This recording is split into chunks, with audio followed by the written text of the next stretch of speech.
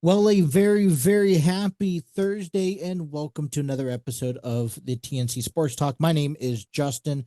Today is November 13th, 2025. And on today's episode, we are going to get you guys prepared into week 11 in the NFL. Yes, that means we will be talking about taking a glance at the NFL standings, the AFC, NFC brackets, talking about week 11 matchups, and much more here. It's been a while since we've done a football episode, talk some Cincinnati Bengals. And man, this season has flown by. I don't know about you guys, but it has kind of went right over my head. I know early on it got off to a fast start and it has not let up whatsoever, man. And boy, these Bengals are back in action again. They will be taking on the Pittsburgh Steelers on the road. Now, let's remember, as we take a look at the Steelers here coming up this weekend, we know that they beat the Steelers last back in week 7. It was a Thursday night football game. Joe Flacco and the Bengals led on to win a game-winning field goal by Evan McPherson to beat the Steelers 33-31, and it kind of really gave us a little bit sense of hope, a little bit of relief, right? For this Bengals team, saying that we can win without Joe Burrow, and we intend to still fight for a postseason run. Now, look, it's given. Joe Burrow got, we've had uh, the contract issue during the preseason with Trey Hendrickson. We dealt with the Joe Burrow injury. Logan Wilson requested and received a trade to the Dallas Cowboy for a draft pick. We picked up Joe Flacco for a draft pick. And, in hindsight, the season just hasn't gone our way. We lost some really close games that we should have won against the Bears and the Jets at home back in week 9 and week 8. We've lost some very embarrassing games that should have been really the other way around in week 3 and week 4, as we lost to the Broncos and Vikings. And, it didn't make anything easier when we couldn't turn things around against the Lions and the Packers. We head into this weekend as a Bengal fan at 3-6. We sit in third place of the AFC North Division, as the Steelers have a 5-4 record, who sits in first place. The Ravens have a 4-5 record, who sit in second place, and the Browns are struggling with a 2-7 record as they sit in last place of the division. Now, if you asked me this season, hey, come week 11, the Pittsburgh Steelers were going to lead first place, and you would just be 2 games out of the postseason, even though you are 3 games under 500. I wouldn't believe you. I would argue and say, you know what, if we were 3 games under 500 come week 11, and we are 2 games, we would expect it to be out. And matter of fact, the beginning of the season, I've argued saying that the Baltimore Ravens were going to run away with this division, and they've gotten off to a slow start. That's obviously given that they lost some very crucial games, very competitive games early on in the year. And they've also lost Lamar Jackson for a few weeks. Now, it seems like the Ravens are starting to find their mojo, beating the Minnesota Vikings last week. And they hope to continue that here as they head into week number 11. And I believe, if I'm not mistaken, let me check it up. They have a 4:25 game on the road against the Cleveland Browns. So a divisional game. And I kind of have that sense that Baltimore moving forward, now I haven't looked at their schedule to say as of yet, but their schedule moving forward, if everyone stays healthy, Lamar Jackson is your quarterback behind the Ravens offense. They may have themselves a solid front and a solid case to win the AFC North division. But with that being said, the AFC is up for grabs. I was a little bit impressed to see Aaron Rodgers and Mike Tomlin get off to a good start. Now it's about finishing the season as they gotten off to a good start, but they haven't been able to maintain it, including Aaron Rodgers getting banged up just a little bit last week in their loss. So has the Steelers leveled out? Have the Ravens found their mojo? And the Browns, doesn't seem that anything's going their way, and the Bengals are just stuck in no man's land. And yet they still find themselves with about 7 games left in an opportunity, or 7, 8 games left in a chance to win, make it to the postseason, whether it's a wild card or whether it's a division championship. And right now, you'd kind of expect maybe the Ravens to be 8-2, 7-3, or in some sort of ballpark range. But instead, they're playing under 500, and we are given a new life. What does that mean for us, though? It means that, every game we have lost in the first half of the season, we have to be, has given us one less game to be flawless. Right? I mean, I've been preaching about this all season long. Our first true struggle, potentially of the year, should have been against Detroit. Maybe Denver, but Denver, Detroit, and Green Bay. And then our second half of the year, our struggle would have been this coming up schedule in Thanksgiving, where we are in Baltimore, we are in Buffalo, and then we come home to Baltimore. And so I knew we were going to struggle in those parts of the field. So we were asking ourselves, we needed to beat the Browns, Jaguars, Vikings, at least take one of the two on the road against Minnesota or Denver. Came back home, took care of business against Pittsburgh. We should have easily taken the Jets and the Bears. We should honestly be 6-3 of the year. Okay, instead of 3-6. But Joe Burrow gets hurt. Jake Browning didn't fit the bill early on. Joe Flacco has done remarkable work coming in midst of a season, trying to keep this Bengals offensive line that wasn't producing any offensive stability. But yet, no matter what Joe Flacco does, we have to it kind of embrace that we have such a terrible defense, even with one of the best pass rushers in the entire league in Trey Hendrickson. I mean, we go back. I can't help but to go back to week 9. That kind of just is a definition of this entire season, where we are grinding, we are fighting, we're putting up points against the Chicago Bears.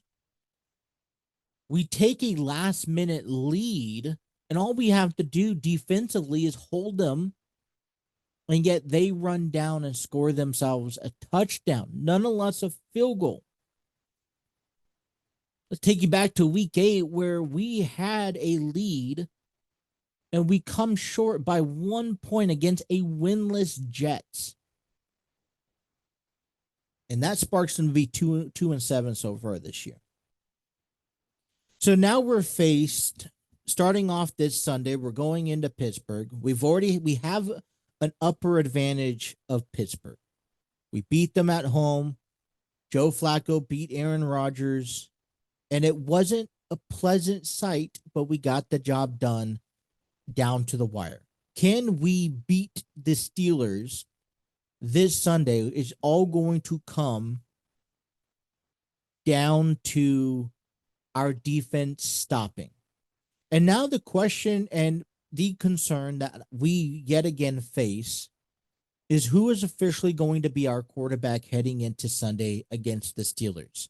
Because we know that Joe Flacco, with a ACL sprain in his shoulder, which with that injury had probably one of the best offensive games of his career 2 weeks ago, he didn't show up to practice yesterday, or he didn't throw at practice yesterday, and I consider him questionable for Sunday's game.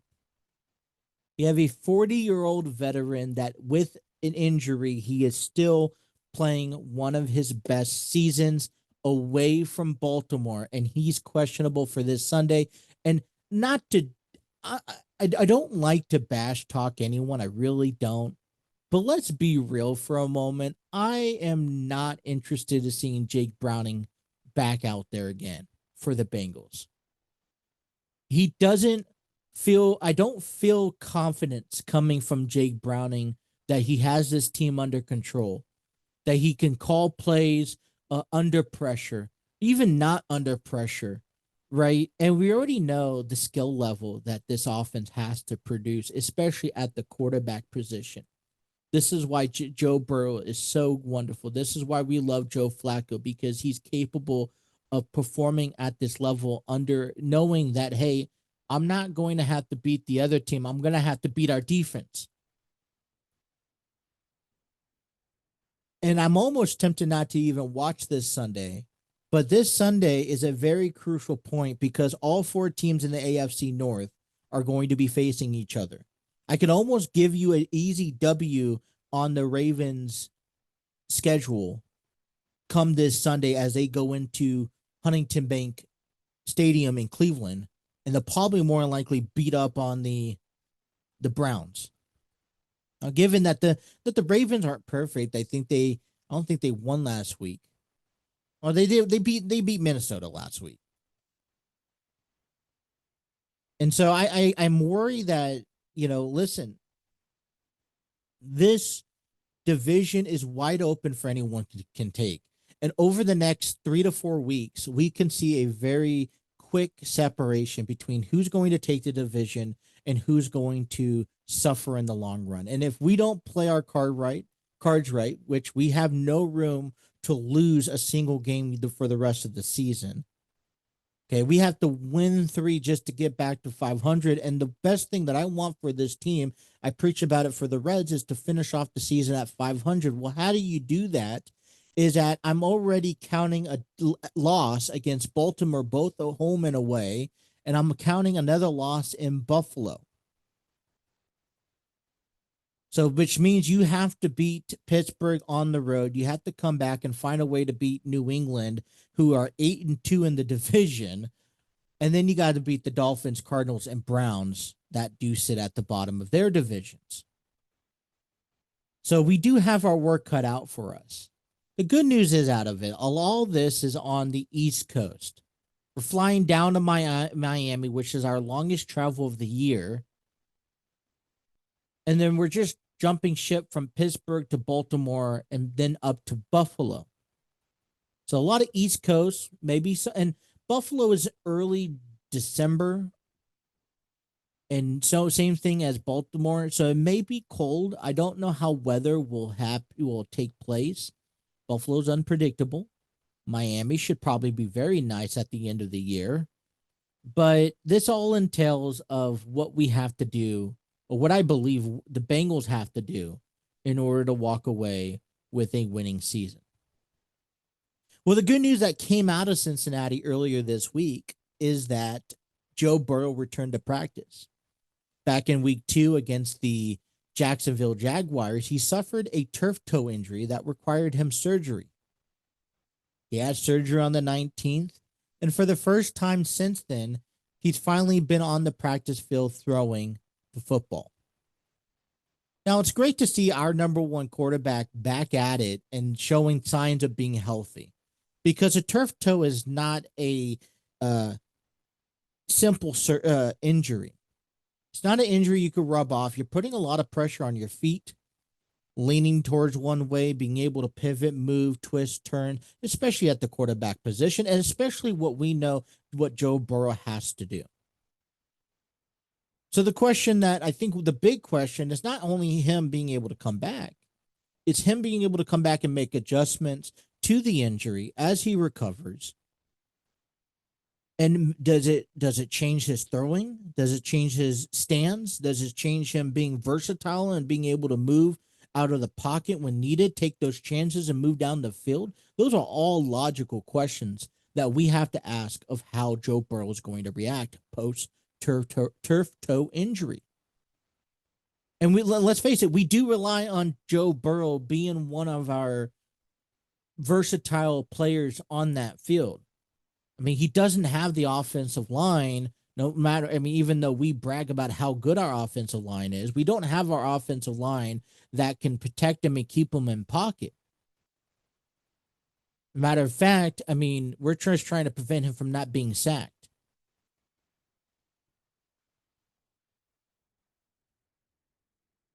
But one of our conversations during this injury time frame has him been on the IL or IR. It was a return date for week number 16. That was our expected return date from Joe Burrow. That would have been on December 21st. It would have been a Sunday night game in Miami, where if the Bengals were in a playoff position, he would return facing the Dolphins, the Cardinals, and the Browns. 2 of those 3 games will be at home. Now, that's fine and all, but we're in a position where, because of the division is opened up, and oh, by the way, let me mention that the Bengals are 3 games out of a wild card spot. So not only we have to make up 3 games to get back to 500, which out of everyone who's above us, we have the Steelers, the Patriots, the Bills, and the Ravens. And we faced the Ravens twice, so that's 5 games against teams that are higher ranked from week 11, heading into week 11, that have a better record than us, that have a higher rank in the playoff picture as it stands today. So him returning to practice on Monday starts his 21-day window if he decides that he can return to action. Okay. Now, we talked about this. I personally believe that if we are in by the time he has to be at 100%, I can't have him come back at 80, can't have him come back at 95%. He needs to be 100%. But it also determines where the Bengals sit at. If we blow the next handful of games by the time he's ready to return, and our postseason opportunity are shot through the roof, then I do not recommend Joe Burrow returning. Sure, bring him back the final game. Let him play against the Browns just to show us. Maybe just play 1 drive just to show us, hey, you're healthy, you're ready to go, but we're going to focus you. We're not going to even risk you getting hurt. We're going to focus you on next season, where we will be able to readdress all of our issues during the offseason, pick up some draft picks, and hope for a new start. But now there's speculations and potential rumors that Joe Burrow could return, depending how everything goes, as early as Thanksgiving, November 27th, where they're in Baltimore against the Bills. Joe Burrow said this, and I quote, "This is a game you should circle on your calendar, because this is a game Burrow appears to be targeting for a possible return. This AFC North showdown is being played on Thanksgiving, and based on what Burrow had to say on Monday, he would really like to be on the field." The Bengals quarterback gave 1-word answer, okay, when asked how meaningful it would be for him to return against the Ravens in primetime game. He said very. Okay. This would be a huge deal. It would be a great, storyline if he can make a return. I think, look, if anyone could return that quickly, I mean, if you think about this is 3 weeks before than the original expected date for Burrow to return. And if he's capable of returning back to on week 13, this is in 2 weeks against the Ravens, then he can return, and we can watch him return and play, then I honestly would like to see him return. What does that mean? I want to play some theoretical positions. If the Steelers lose if we lose to the Steelers, we lose to the Patriots, it will mean that we would have to win out the remainder of our games. No questions asked. Okay. Just to give us a 9-8 record, right? Now, if we could beat the Steelers and we could find a way to beat the Patriots, we're literally one game away from 500. We would have a 3-0 record against our division, which would always be helpful. And I think that would honestly warrant a reason for Joe Burrow to return. Even a 1-1 record, in my opinion, will warrant Joe Burrow to return if he can to Baltimore. But I do not want him returning to week 13 if he's not anywhere near ready to return physically. So he has his work cut out for him. So at best, over the next 2 weeks, I don't want to settle. I refuse to settle for an 0-2, record for the next 2 weeks. I don't want to settle for a 1-1 record for the next 2 weeks. But I really highly encourage a 2-0 record to give ourselves an opportunity. Now, look, listen, this is a lot of faith we got to have in the Bengals, defensive front, and Joe Flacco dealing with the sprained ACL in his shoulder. And it will create some heartaches. It will create nausea. Anything that you can sit here and say, you throw out this, you're sitting on the edge of your seats for the next 2 weeks to see how the Bengals perform. And we go back and we circle back around to the major question, and that will be, what is the status of Joe Flacco? Because we need another 2 weeks, at least 2 weeks, lights out performance from him. Regardless if Joe Burrow returns to week 13 or not, right? Maybe it gets pushed to Buffalo, maybe even gets pushed to the December 14th game against the Ravens. Whenever Joe Burrow is scheduled to return, and I got that feeling that he will be returning here within hopefully the next month or month and a half. Um, we need to last that long. I'm not expecting to win the next 5 games before his return. Anything could happen. It is football. It is the NFL. I get that. But first things first is beating those Steelers. And you would just hope that whatever, Pittsburgh is dealing with just maybe not being synced together for whatever reason, that the Bengals could capitalize and take advantage of their downfall and win this game come Sunday in Pittsburgh. So we have our work cut out for us. It's all hands on deck. But I'm looking forward to it. It is very stressful. I would argue that over the last couple years, I have gotten gray hairs. Now, I know I'm 30 years old and I have a few kids under me, and I get those are stressed. But I would argue that my gray hairs come from the Cincinnati Bengals and the amount of stress they put us through each and every season. This entire NFL year has been a whirlwind of um, a roller coaster. If you would have told me 11 weeks ago that the Bills would not be in first place and running away with the AFC East, I'd say I wouldn't believe you. If you told me that the Chiefs are struggling to maintain 500 and that the Chargers and Broncos are 2 to 3 game lead over them in the AFC West, I'd say I wouldn't believe you. If you told me that the Bears would be at 6-3 and sit between the Lions and the Packers, I would not believe you. And if you told me that the Panthers are doing a lot better than the Falcons and Saints combined, I'd say I wouldn't believe you either. There's a little bit that can be said about every every team, every division here in the NFL coming into week 17 as we take a look at the division, at the standings and the playoff picture as it stands heading into week 11.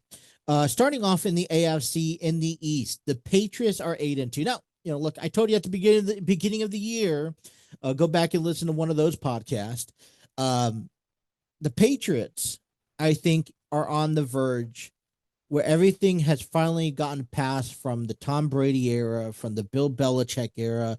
They've been able to kind of reset internally and externally, and they've been able to show that they put a lot of trust in Drake May. I think it's a great combination out there in New England. I knew they were going to make move progress moving forward to better improving themselves. I didn't know it came at the expectation of an 8-2 so far in the first 10 weeks. Uh, yeah, what's more surprising is that they don't just have a lead. They don't just have an 8-2 record. They have the first place plus 2 games in the East over the Bills. And, you know, there's a lot of writing on Josh Allen. I think he's still very trustworthy. He's a very talented player. They've lost some crazy games. I think they lost last week. We go back to week 10. The Bills lost to. The Bills did play. Who had to buy? The Bills have a buy? No. Mm-mm-mm. Um, the Bills lost to the Dolphins 13-30, which I think was a really bad performance by the Bills. And they look, right now they're sitting at that second wild card, and the Bills are even arguably one of the Super Bowl favorites in the AFC. So, I mean, I know that there's a lot of season left to be played, but if we just talk about where they sit today, I would say you're lying that Patriots made that improvement. I know they were making not this much. AFC North, we go back again to the Steelers, another team that I look at the Steelers, and became a fan favorite to over the years of Mike Tomlin. And to see Aaron Rodgers, I want him to have a bounce back career from going to the Jets and just having everything unfold over there with that injury. And I would at least want them to have a winning record. And it sucks because it's in the division that the Bengals sit here and have to fight against. But they're 5-4. They're 4 games away having another winning record season, and I think that they're not that far from being able to accomplish that. A lot of things, they have to shape up a little bit and get back on that winning horse again. And the Ravens are right there calling. The Ravens are showing, hey, we could be. Yeah, we got off to a slow start. We have some injuries given. We made some mistakes given. Derrick Henry had a terrible game several weeks ago against the Bills. They haven't played their best football as of yet as a whole. Again in Baltimore, and I think we're just waiting for that storm to come. And when it comes, it's going to come hard. No one Steelers, unless the Steelers could get their pardon me saying this, head out of their ass. I don't see that happening, and Bengals may just be too far behind to keep up with the Ravens in the North. So that's another interesting one. How the first 10 weeks have unraveled, and every team in the North that still has a fighting opportunity to win that division. AFC South, the Colts kind of as expected. I don't know what happened in that deal with Daniel Jones, but he seems to be this. The Colts took a long shot. Let's say that, right? Trusting in Daniel Jones, departed. Going not sticking with Anthony Richardson, and it looks to pay off. And I think Trevor Lawrence is trying to fit in that mix, but maybe that I don't know if that gap's too far out. But man, when you look at the Jaguars losing last week against the Texans, you kind of give Texans a little bit of hope, 36-29. And you're kind of like, all right, well, Colts are just gonna have to keep up and maintain their momentum. And as they beat the Falcons 31-35 last week. So coming into this week, the Colts have that bye, which is never fun. Sometimes these buys work in a particular way where, like for the Bengals, listen, we've had some heartbreaks the last week 8 and 9. We needed a bye in week 10. Let's bounce back. Let's reset. Let's get things going again. I think it was good for the time period where we needed that buy at. But for the but now they're Colts. They have a bye, and while they have a bye, you have the Jaguars taking on the Chargers. You have the Titans in action. Um, let's see what the Titans are at here as I review Week 11 matchups. Commanders, Falcons. Why don't I see the Titans?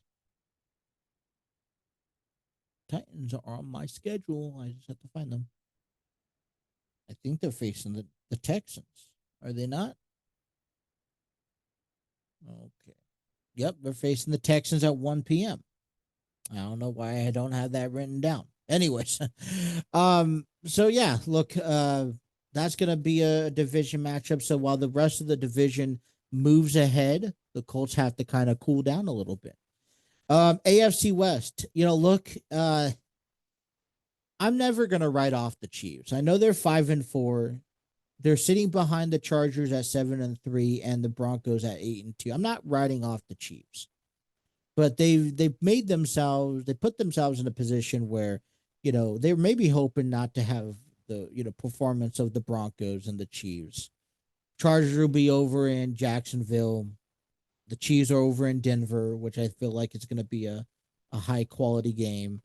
You're still, I think the teams are able to get to the Chiefs and beat the Chiefs. You can kind of still rear that pride a little bit. I mean, yeah, players get older, they change, performance change. Some people have left. Culture is still the same. They're still all about winning. But I would argue that the AFC West is the number one division in the NFL right now, as every game is competitive and it's a crapshoot, right? Broncos are trying to stay ahead of that game of the division. The Chargers are just right back out there, and then the Raiders, they're kind of lost in the shuffle at the bottom end.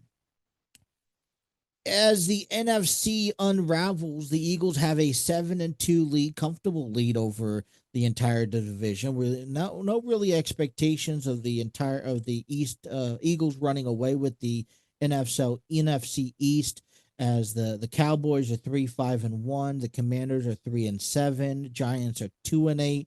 As we talked about in a previous episode earlier this week, the Giants fired Brian Daboll, and they're looking to kind of image themselves.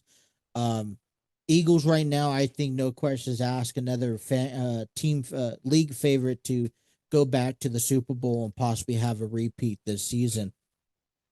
I know early on they had themselves some hiccups. That I don't know if that I think they got all that out of the way. Maybe they have some unfinished words left for that, but when you have a talented team, sometimes you have to spread out where, one thing works, you got to stick with it until it doesn't work, and then you change it up, and that's where you have the talent overstack there. The AFC North, man, I'll tell you, catches me by surprise. Detroit Lions, I know that, I think that coming in, right? Lions, Packers, maybe Vikings even, but look, we see the Bears right there in that mix, and Caleb Williams is making a good front headline here as they contend for a championship, if not a wild card. They are placed number 6, second wild card spot, or right as of right now. And I actually really like it. Bears have been overlooked for so long, and they're making that argument. I remember having those conversations week 1 and week 2 this year, saying that, look, the Lions are probably, along with the Eagles, fan favorites to go all the way. Packers make this explosive start to the season, and we're like, oh, maybe we shouldn't count out Jordan Love yet, right? Vikings, barely hanging on to not even a 500 record yet. They're 4-5, but the Bears right now, man, I think they are this ANFC North division for the NFC. Man, I'd pay attention to how this division wraps up on Buccaneers. In the NFC South, Baker Mayfield's has some true tests this season of going up against some top tier teams. We'll have another one against the Bills. They're 6-3. Both teams are 6-3 this Sunday. And the next quest is to get past, the Josh Allen and the Bills. And right now, with how the Bills played on the road last week, getting embarrassed, in my opinion, by the Miami Dolphins. I feel like Baker Mayfield and the Buccaneers have leverage heading into this game, regardless of the home or away status. But Baker Mayfield and the Buccaneers are hanging on into that division. I think they're fighting hard and they're trying to prove to the entire NFL that, hey, this is a serious team. They are a winning team. They are a team that should be considered higher up and improve as they make improvements. And we should be in the conversations of who should be the next team to go to the Super Bowl in the NFC. Panthers, another team that I thought out to make an improvement this season, but at how far of their improvement, that was maybe the true question, right? A 5-5, I think playing about 500 football, I could see them winning another 3 to 4 games, possibly even 5, depending how things go. And they may flirt with a wild card spot, which would be interesting because the last time that I recollect the Panthers going to the postseason was under Cam Newton. And then we have the NFC West, probably in competition with the NFC North. Seahawks and Rams up at the top with a 7-2 record. 49ers sit at a 6-4, where the Cardinals sit at a 3-6. Another very interesting division. 49ers came into the season questioning injuries. The Rams had a scare with Matthew Stafford and his injury heading into the year. And I think a little bit of people, about 50-50, believed in the new direction going with Sam Darnold. And, I will call out that the Colts with Daniel Jones, the Seahawks with Sam Darnold, some really big, bold, risky moves that turned out to be quite a success. And we see it in their record so far this year. And I'm tipping my cap to those two teams because they're at the top of their division. We have I think this is a primetime game this Sunday, 4:25. Rams, Seahawks. They'll be in Seattle or in Los Angeles. I expect that to be sold out, and the winner kind of takes over the division. Unless it comes in a tie, one of the teams sitting at 7-2 will take over the NFC West at the moment. So that's kind of the game that I'm going to be looking out for. Obviously we have Thursday night's game with the Jets and Patriots. That's tonight. Jets are 2-7. Patriots are 8-2. I don't think there's no brainer to say, hey, the Patriots are going to walk away with the victory. Then you have that international game with the Commanders and the Dolphins, both teams sitting at 3-7. They just one of them just wants to make an impact heading into, after coming away from this. And I think playing an international game where the fan base is more neutral. I know maybe, in past teams have had issues with the turfs and the grass in that area. So I really don't know how that would inspect, but I'm not tuned into it because it's an international game. I got the Bengals and Steelers on my radar, like always. Keep in line watching that game. I'm hoping that the Seahawks and Ram game is the Sunday game on Fox, but I don't know. It is on Fox, yeah. Then Ravens and Browns are on CBS. I don't know if our channels are going to play both games or present both games, but it is also on Paramount Plus. So if you have that, you can watch it. And then I also kind of want to tune into the Chiefs and Broncos game as well. And then we got Sunday night game, Eagles and Lions, 6-3 versus 7-2. Top two teams of the division or of the league, at least in conversation purposes. And then Monday in week 11 wraps up Monday Night Football with the Cowboys and Raiders. Not really a game that I'm going to be all that interested in tuning into, to be honest. Probably a bye week, which is good. I could tune into wrestling and watch John Cena. So if the playoffs will start today and conclude the season after 10 weeks, Colts have a number one seed followed by the Broncos. They would hold a bye. Patriots followed by the Steelers with the Chargers, Bills, and Jaguars in that order in the AFC bracket. The Kansas City Chiefs are just a game out, followed by the Texans and Ravens 2 games back in the wild card. The Bengals are 3, followed by a 3.5 game back of the Dolphins, the Jets, and the Raiders, and the Browns are 4, while the Titans are 5 games back.